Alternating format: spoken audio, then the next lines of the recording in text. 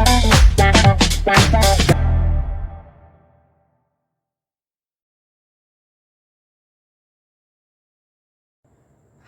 Students, reflection and refraction part 5 light का 5th part है ये। तो इसमें मैं आपको image formation by concave mirror, दो तरह के मिरर बताए थे मैंने, कॉनकेव एंड कॉन्वेक्स मिरर। तो आज हम क्या करेंगे, कॉनकेव मिरर से इमेज का फॉर्मेशन कैसे होता है। तो इससे पहले मैंने आपको रे डायग्राम करवाया था, तो मैं आपको बिल्कुल ट्रिक्स दूंगी जिससे कि फॉर्मेशन आपको यही क्लियर हो जाए। ठीक है, तो मैंने बताया दो तरह के मिरर बताए थे, एक कॉनकेव एक कॉन्वेक्स। तो अभी हम केव को पढ़ रहे हैं, तो मतलब क्या, रिफ्लेक्टिंग सरफेस केव में होना चाहिए और बैक साइड कैसी होनी चाहिए, पॉलिश्ड होनी चाहिए। ऑब्जेक्ट मैंने हमेशा आपको बोला था कि लेफ्ट हैंड साइड में रहेगा। तो इमेज फॉर्मेशन जैसे ही वर्ड आपके सामने आता है तो आपको सबसे पहली चीज नोटिस करनी है कि बिना टू रेज के हम इमेज का फॉर्मेशन नहीं कर सकते। साइंस में हमको क्वेश्चन पुट करना चाहिए कि टू रेज की क्यों जरूरत पड़ती है, मतलब कम से कम टू रेज होनी चाहिए, उससे ज्यादा भी हो सकती है। तो टू रेज की जरूरत इसलिए बनती है कि इमेज का फॉर्मेशन हमेशा रेज के मीट करने से बनता है। रे जब किसी ऑब्जेक्ट से टकरा के मिरर से टकराती है और रिफ्लेक्ट होके मीट करती है तो इमेज का फॉर्मेशन होता है। ये कॉन्सेप्ट याद कर लीजिए। इमेज फॉर्मेशन का मतलब, फिर से रिपीट कर रही हूं मैं, जब दो रेज क्या होते हैं, ऑब्जेक्ट से टकरा के उसके बाद किसी मिरर से रिफ्लेक्ट होती है तो इमेज का फॉर्मेशन होता है। तो इसमें हम समझ रहे के क्या, हम 3 भी ले सकते थे, 4 भी ले सकते थे, बट उससे क्या होगा, अगेन कॉम्प्लिकेटेड हो जाएगा हमारा पिक्चर।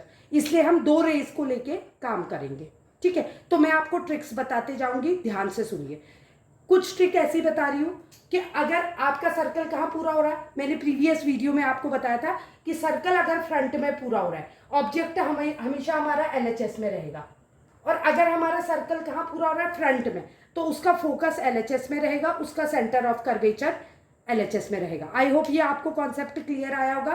कॉनकेव का सर्कल क्योंकि एलएचएस में पूरा होता है, बैक साइड में गोला नहीं बनता है, तो इसका सेंटर ऑफ कर्वेचर भी फ्रंट में रहेगा और फोकस भी फ्रंट में रहेगा। और अगर दो रेज फ्रंट में मीट करती हैं तो इमेज हमेशा रियल बनेगी और इन्वर्टेड बनेगी। रियल इमेज हमेशा उल्टी दिखती है, जो इमेज सीधी दिखती है वो क्या होती है, वर्चुअल इमेज होती है। जैसे आप प्लेन मिरर पे ड्रेसिंग टेबल के सामने अपनी इमेज देखते हो तो वो क्या है, आपको सीधे दिखता है, आप जैसे हो वैसे ही आपको दिखाई देता है। इसका मतलब आपकी रियल इमेज नहीं है, वर्चुअल इमेज है। और वो मिरर के पीछे बनती है, पीछे तो पॉलिश रहती है। तो अगर पीछे इमेज बन रही है तो इसका मतलब कैसी इमेज है, आरएचएस में इमेज बन रही है तो वर्चुअल इमेज है। तो यहां पर को आप 6 कंडीशन देखें, 6 कंडीशन में हर जगह दो रेज कहाँ मीट कर रही है, फ्रंट पे, अगेन फ्रंट, यहां पर को फ्रंट, अगेन यहां फ्रंट में मिल रही है, यहां इंफिनिटी में मिलेगी,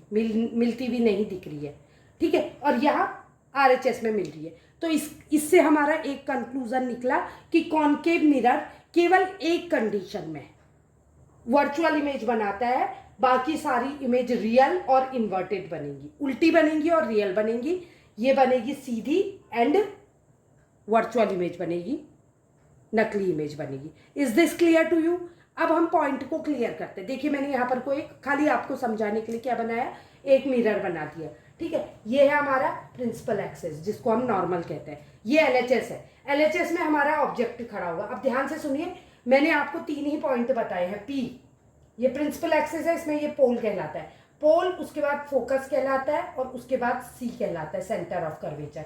अब ऑब्जेक्ट आप कैसे रखेंगे, बहुत ध्यान से सुनिए, सारे पॉइंट्स में यही क्लियर करते जाऊंगी आपको। पहली चीज आप याद करोगे, हमारे 6 कॉन्सेप्ट है, तो 6 को कैसे याद करोगे। पहले आप क्या करोगे, किसी जिस ऑब्जेक्ट को रख रहे हो, सपोज आप खड़े हो, पहला आप बहुत दूर खड़े होगे मिरर से, इसका मतलब इसको हम लगभग क्या मान लेते हैं, इन्फिनिटी मान लेते हैं। तो पहली कंडीशन क्या, आप इन्फिनिटी में खड़े होंगे, फर्स्ट कंडीशन।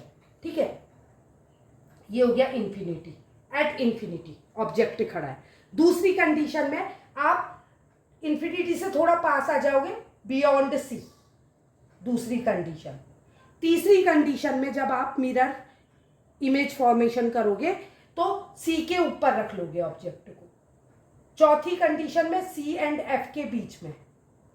फिफ्थ कंडीशन में एफ के ऊपर, फोकस के ऊपर, और लास्ट कंडीशन में एफ एंड पी के बीच में। फिर से बता रही हूं, इमेज फॉर्मेशन में सबसे पहले इंफिनिटी में ऑब्जेक्ट रखोगे और इमेज फॉर्मेशन करोगे। दूसरी कंडीशन में बियॉन्ड सी, मतलब सी के ऊपर नहीं, सी से पीछे।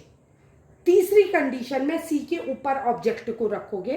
फोर्थ कंडीशन में सी एंड एफ के बीच में ऑब्जेक्ट रखोगे। ऑब्जेक्ट में भी आप जिसकी इमेज बनाना चाह रहे हो, अगर आप अपनी इमेज बनाना चाह रहे हो तो आप बहुत दूर खड़े होगे मिरर से, तो वो इंफिनिटी कहलाएगा।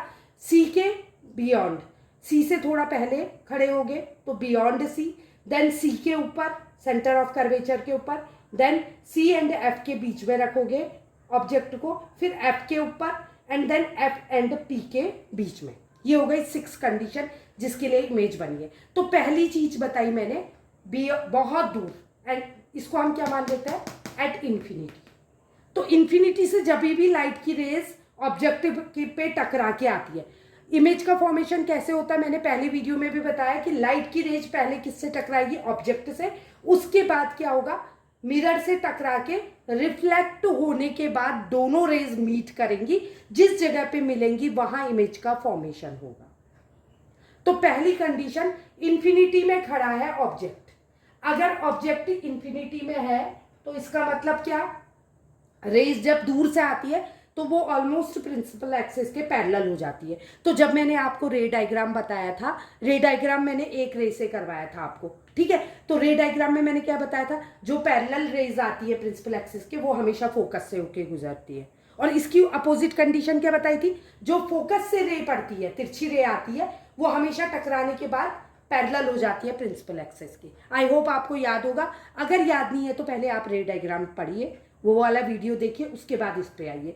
तो क्या होगा, 2 रेज दिखाएंगे अब। तो मैंने दोनों पैरेलल दिखाई, क्यों, दूर से आ रही है तो दोनों पैरेलल हो जाएंगी प्रिंसिपल एक्सिस के। एक ऊपर से निकाली, एक नीचे से। याद करने का कुछ नहीं है, जो पैरेलल आती है वो फोकस पे रिफ्लेक्ट होके फोकस से गुजरती है। तो दोनों रे टकराने के बाद फोकस पे मीट करेंगी। तो फोकस पे देखिए, ये प्रिंसिपल एक्सिस पे मीट कर रही है, इसका मतलब हमारी जो इमेज बनेगी, इसकी जो पिक्चर बनेगी वो बहुत छोटी बनेगी। क्यों बनेगी, बिल्कुल मिनिमम छोटी साइज की बनेगी। तो एक चीज याद कर लीजिए, जो ऑब्जेक्ट सबसे दूर होगा उसकी जो इमेज बनेगी वो सबसे छोटी बनेगी। एक और ट्रिक बता दी मैंने आपको, सबसे दूर क्या है, एट इन्फिनिटी, तो सबसे छोटी पिक्चर बनेगी। कहाँ बनेगी, फोकस पे। क्यों, पैरेलल हो जाती है रेज तो फोकस पे मीट करेंगी। दूसरी कंडीशन, बियॉन्ड सी पे आपने ऑब्जेक्ट को रख दिया, तो अब सबसे छोटी से थोड़ी बड़ी बनेगी इमेज। ट्रिक बता रही हूं, थोड़ी बड़ी हो जाएगी इमेज। तो क्या होगा, हर कंडीशन में एक रे को आप पैरेलल कर दो। एक और ट्रिक बता रही हूं, हर कंडीशन में आप अगर ऑब्जेक्ट को कहां रख रहे हो, इंफिनिटी में, तो भी एक लाइन पैरेलल डालिए और उसको फोकस से गुजारिए। अगर आप बियॉन्ड सी रख रहे हैं तभी भी एक लाइन पैरेलल रखिए, और क्या होगी, वो रिफ्लेक्शन के बाद फोकस से जाएगी। अगर आप सेंटर ऑफ कर्वेचर में खड़े हैं तभी भी एक रे को सीधे पैरेलल रखिए, फोकस से निकालिए। फिर से सी एंड एफ के बीच में खड़े हैं तभी भी आप एक रे पैरेलल निकालिए और फोकस से गुजारिए। और फोकस पे अगर खड़ी है कौन, ऑब्जेक्ट, या मैं खड़ी हूं, तो वो भी रे आप एक किससे करेंगे, पैरेलल निकालेंगे और फोकस से होके निकलेगी। तो 5 कॉन्सेप्ट समझ आ गए, छठा मैं लास्ट में बताऊंगी। तो पांचों में क्या किया, एक रे पैरेलल फोकस से, क्योंकि इंफिनिटी वाले में तो दोनों पैरेलल आएंगी तो हमने दोनों पैरेलल दिखा दी। इसमें फिर से देखिए, एक रे पैरेलल फोकस से गुजरी, एक रे पैरेलल देन फोकस से गुजरी। फोकस मैंने लिखा नहीं है, यहाँ फोकस लिखेंगे आप, एफ से गुजरेगी, ठीक है। ये इसमें भी देखिए, जब सी एंड एफ के बीच में ऑब्जेक्ट है तो एक रे पैरेलल और कहां से गुजरी, फोकस से होके गुजरी। यहां भी देखिए, एफ पे आपने ऑब्जेक्ट रखा है, पैरेलल गई और रिफ्लेक्शन के बाद फोकस से गुजरी। ये याद है आपको, ठीक है। तो एक रे तो आपको क्लियर हो गया, फोकस से होके गुजरेगी। दूसरी रे कैसे बनाएंगे, दूसरी रे हमेशा क्या करेंगे, पहली कंडीशन में तो दोनों पैरेलल आ रही तो फोकस से गुजरी, दूसरी में एक पैरेलल फोकस से गुजरी, दूसरी आप बियॉन्ड सी है तो उसके आगे जो पॉइंट है उससे गुजारिए।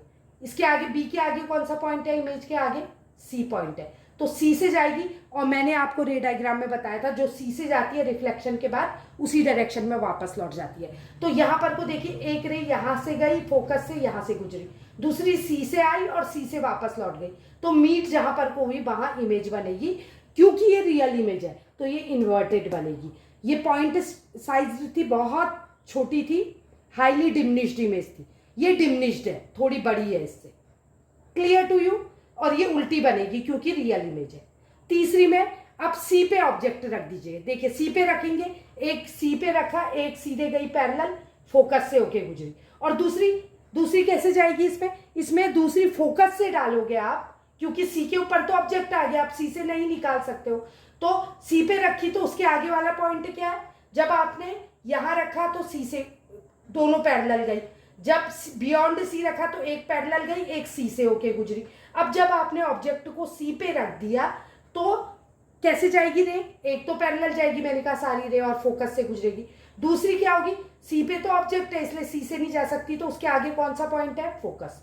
फोकस से जाएगी और जो रे फोकस से जाती है वो टकराने के बाद पैरेलल हो जाती है, किसके, प्रिंसिपल एक्सिस के। तो इसमें जो रे फोकस से जाएगी वो पैरेलल हो गई, और एक जो पैरेलल थी वो फोकस से गुजरी, दोनों कहाँ मीट करी, नीचे। तो इसमें इमेज कैसी बनती है, सी पे ही इमेज बनेगी, और जितना ऑब्जेक्ट की हाइट है उतनी ही हाइट किसकी होगी, इमेज की भी होगी, दोनों इक्वल साइज की बनेंगी और दोनों सी पे ही बनेंगी। तो 3 कंडीशन आई होप आपको क्लियर हो गई होगी। अब फिर हमने खिसकाया सी एंड एफ के बीच में ऑब्जेक्ट को रख दिया। देखिए सी एंड एफ के बीच में, between C and F object रखेंगे, एक पैरेलल गई फोकस से होके गुजरी, दूसरी को क्या करेंगे, अगेन सेंटर ऑफ कर्वेचर से, सेंटर ऑफ कर्वेचर से एक रे आई, रिफ्लेक्शन के बाद उसी डायरेक्शन में वापस लौट गई, लौटने के बाद पीछे यहां मीट करी। तो देखो ये बैक साइड में मिला A-B, ये इमेज बना, ए बी से हमने इमेज को दिखाया है और A-B से, सॉरी A-B से हमने ऑब्जेक्ट को दिखाया और A-B से B- से इमेज को। तो क्योंकि रियल इमेज है इन्वर्टेड इमेज बनेगी। देखिए साइज बढ़ता जा रहा है, सबसे छोटी उससे बड़ी, इक्वल साइज, अब और बड़ी, ठीक है, उसके बाद इन्फिनिटी में मिलेगा, ये मिलते हुए नहीं दिखाएंगे। तो ये आई होप आपको क्लियर समझ आया होगा। अब नेक्स्ट कंडीशन है, हमने फोकस पे ऑब्जेक्ट को रख दिया, तो एक तो पैरेलल जाएगी फोकस से होके गुजरी, और दूसरा centre of curvature, then centre of curvature से वापस। तो ये दोनों रे कहाँ मिलती हुई नहीं मिलती है, और जो रे मिलती नहीं है तो उसको हम क्या बोलते हैं, इन्फिनिटी पे मिलेगी। कहाँ मिलेगी, इन्फिनिटी पे। Clear to you? तो ये दोनों रे इन्फिनिटी पे, जब ऑब्जेक्ट फोकस पे है तो इन्फिनिटी पे रे मिलेगी।